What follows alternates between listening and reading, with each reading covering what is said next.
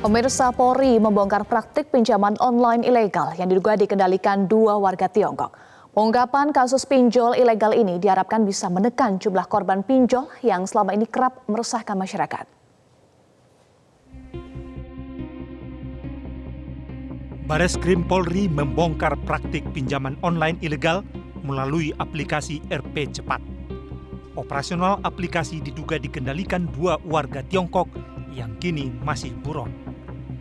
Dalam kasus ini, Direktorat Tindak Pidana Ekonomi Khusus Bareskrim Polri menangkap 5 pelaku pinjaman online melalui aplikasi RP Cepat. Karena aplikasi pinjaman online RP Cepat tidak terdaftar di Otoritas Jasa Keuangan atau OJK sehingga masuk dalam kategori ilegal.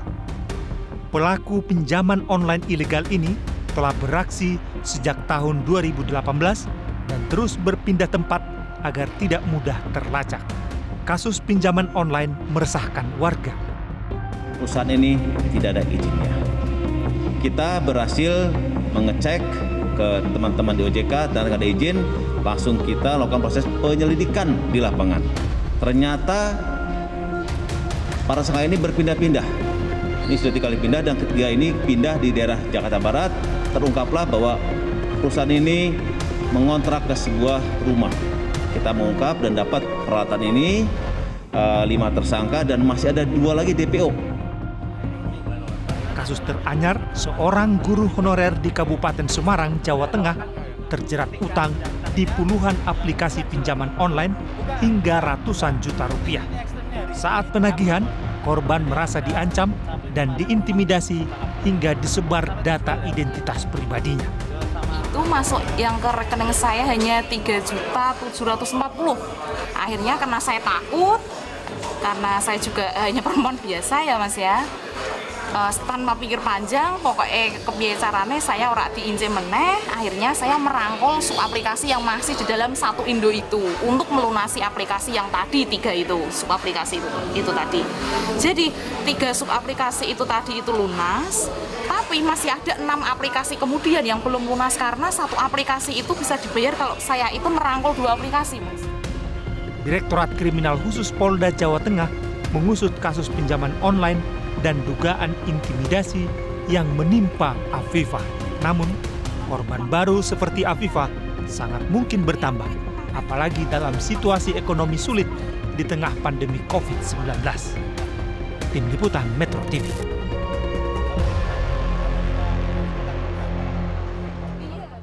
Pemirsa, lalu bagaimana melindungi konsumen agar tidak menjadi korban pinjaman online ilegal? Kami telah terhubung dengan Ketua Komunitas Konsumen Indonesia, David Tobing.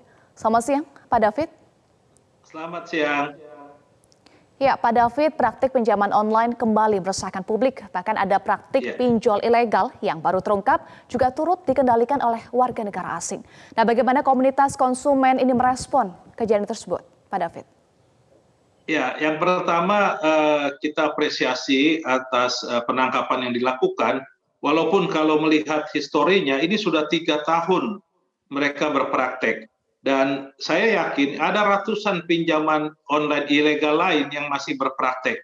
Jadi satu sisi kita senang ini bisa ditangkap, tapi satu sisi kita juga merasa miris. Kenapa sudah 3 tahun praktek ilegal kok masih terus bisa menipu masyarakat, menteror masyarakat. Jadi menurut saya pengawasannya bukan hanya harus diperketat, tapi betul-betul maksimal lah, supaya masyarakat juga tidak terintimidasi, tidak terteror, bahkan tidak tertipu. Pada awalnya memang penipuan, sehingga kemudian dia memberikan data dan terteror.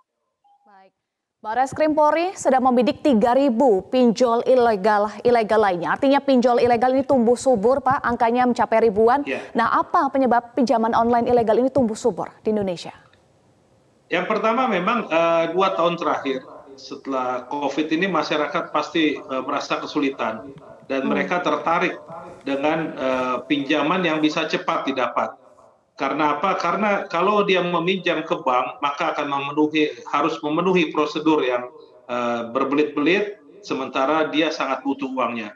Itu faktor pertama, kebutuhan. Yang kedua, faktor masyarakat menggunakan gadget atau gawai atau online, bertransaksi online.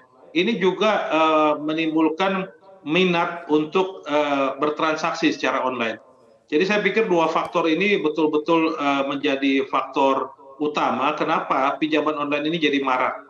Yang paling penting sebenarnya karena masyarakat sulit mendapatkan pinjaman dari bank-bank konvensional. Baik, itu dari sisi konsumennya, lalu bagaimana sebetulnya pengawasan dan penertiban terhadap pinjaman online ilegal ini, Pak? Ya, seperti saya katakan tadi, pengawasan serta penertiban ini kalau menurut kami komunitas konsumen Indonesia ini masih sangat kurang. Kenapa saya katakan demikian? Karena pengawasannya ini hanya karena ada pengaduan. Seharusnya kalau belum ada pengaduan pun langsung diawasi. Kalau tidak termasuk 125 pinjaman online yang legal yang terdaftar Juni 2021, ya semua harus dimatikan. Makanya perlu koordinasi antara OJK, kepolisian maupun instansi terkait, ibaratnya mantengin atau selalu memonitor mana yang melakukan penawaran-penawaran melalui SMS, melalui platform, dan sebagainya. Baik, ini terkait dengan pinjaman online tentu lekat kaitannya dengan ancaman menyebarkan data pribadi. Sebetulnya seberapa jauh Pak akses terhadap data calon peminjam maupun peminjam peer-to-peer lending, utamanya adalah pinjol ilegal? Ya, OJK sendiri sudah menerapkan aturan bagi pinjaman online atau perusahaan pinjaman online yang legal, dia itu hanya diperbolehkan mengakses 3, supaya ingat adalah camilan. Kamera, location, sama tadi saya katakan mikrofon, ya. Jadi kamera, mikrofon, dan location disebutnya camilan. Kalau ada platform atau aplikasi yang meminta lebih dari itu, maka itu dipastikan adalah ilegal. Jadi nggak boleh memberikan data pribadi yang sebanyak-banyaknya, karena memang di peraturan kita, baik Permenkominfo, peraturan OJK, data yang diberikan hanyalah data yang relevan. Apakah nomor kontak, foto-foto relevan? Kan nggak ada relevansinya dengan proses pinjam-meminjam. Jadi dipastikan kalau ada yang begitu, itu ilegal. Selain itu Pak, selain data pribadi yang tidak relevan yang diminta, apalagi ciri-ciri pinjaman online ilegal untuk diketahui oleh publik? Ya, yang pasti ciri-cirinya pertama dia menawarkan suku bunga yang sangat tinggi. Ya, itu suku bunga yang sangat tinggi, proses cepat, ya kan.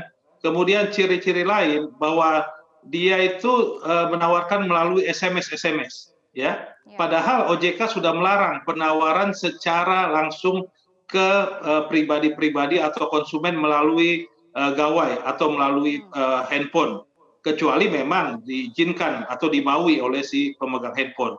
Jadi kalau ada yang menawarkan melalui SMS, itu kemungkinan besar ilegal, ya, karena nantinya mereka akan membuat satu link dan akhirnya konsumen akan masuk ke sana, terperangkaplah dengan mendownload, menginstall aplikasi yang meminta data-data pribadi.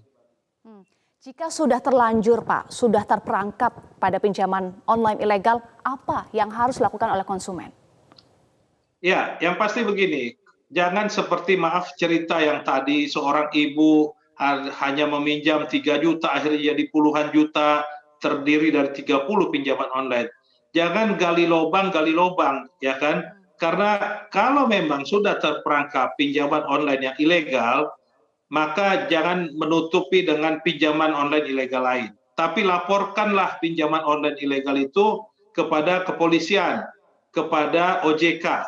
OJK langsung telepon 157, ya kan, itu nomor teleponnya OJK, dan gampang kalau WA-nya 0811 157 157 157. Jadi jangan takut kalau memang Anda kena pinjaman online ilegal, jangan gali lubang lagi untuk menutupin, tapi laporkan ke polisi, laporkan ke OJK. Ya. Baik, itu kalau dari masyarakat yang sudah terlanjur terjebak pinjaman online ilegal. Nah, tetapi kalau yang belum Pak, apa yang harus dilakukan, apa yang harus diwaspadai oleh masyarakat agar terhindar dari jebakan pinjaman online ilegal? Ya, tentunya memang faktor masalah pinjaman online ilegal ini juga dipengaruhi oleh masyarakat sendiri atau konsumen. Terlepas dari memang kebutuhan. Jadi yang pertama harus diingat, kalaupun harus meminjam, itu untuk kebutuhan, bukan untuk keinginan. Dan kebutuhan ini kalau bisa bukan kebutuhan untuk konsumsi, tapi kebutuhan untuk produksi, artinya modal kerja, usaha, sehingga bisa menutupi pinjaman tersebut dan bisa menghasilkan untuk kebutuhan sehari-hari. Jadi jangan sedapat mungkin jangan meminjam kalau memang bukan karena kebutuhan. Kalaupun kebutuhan, maka kebutuhan untuk berproduksi atau berusaha. Itu yang paling utama yang harus diingat. Baik, terima kasih Ketua Komunitas Konsumen Indonesia David Tobing sudah bergabung bersama kami di Metro Siang.